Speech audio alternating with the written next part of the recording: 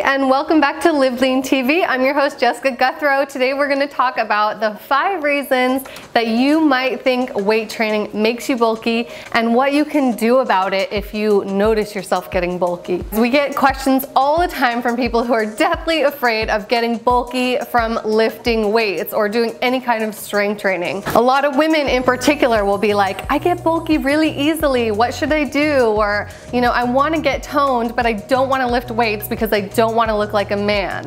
Which I totally understand these fears because I used to be there too. When I first started weight training, I was under the impression that getting really bulky and manly looking was really easy and could happen on accident. But now that I have a lot of experience with weight training, I want to share with you what I've learned and the truth about what it actually means to get bulky, why it's happening, and what you can do to prevent it. Okay, reason number 1 that you might be getting bulky is you work really hard in the gym, you put all of your effort in, but then when you go home and it's time to eat, you just eat whatever you want, no measured portions, no care or attention to your nutritional needs, your dietary ratios, or any of that other stuff that could be affecting your results. Nutrition is king, you guys. If you pay no attention to your diet and you work hard in the gym, you might accidentally get bulky because you might be in an accidental caloric surplus. You could also just be eating the wrong types of foods that don't react with your body as well, foods that bloat you, and this could all lead to you thinking that the weight training is making you bulky when in reality it's your diet that's making you bulky. Which brings me on to reason number 2, which is whenever you start a weight training program, it spikes your appetite, which is completely normal with strength training, but then you go and eat more than you normally eat because you're hungrier and you don't pay attention to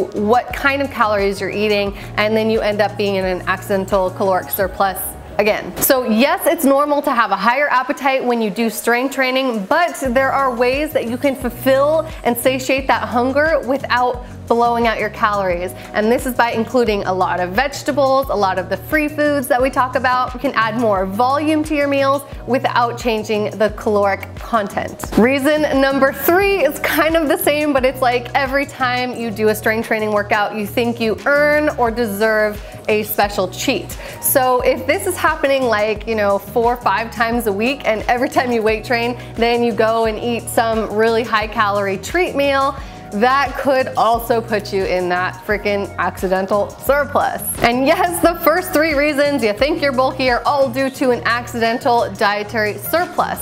So it's important that you really check out your nutrition whenever you start a strength training program. And yes, you do want to be in a slight caloric surplus to be able to build lean muscle tissue, but I'm talking about like out of control surpluses that can pack on the fat. Okay, so reason number 4, not related to food. This one is about bloating. So when you do a strength training program, you usually get thirstier because you're breathing a lot and that makes you thirsty. So you start drinking more water, but since your body's not used to processing all that water, it's shuttling it to your muscles because they're in need of repair. And so that's kind of like sitting under your skin, making you look bloated. This could even make your jeans feel tighter, your shirts feel tighter around your arms, and it's just kind of all over your body. You just feel like puffy and bloated. So until your body learns how to regulate and absorb that new hydration, the excess water that you're drinking could make you think that you're getting bulky when you're really not.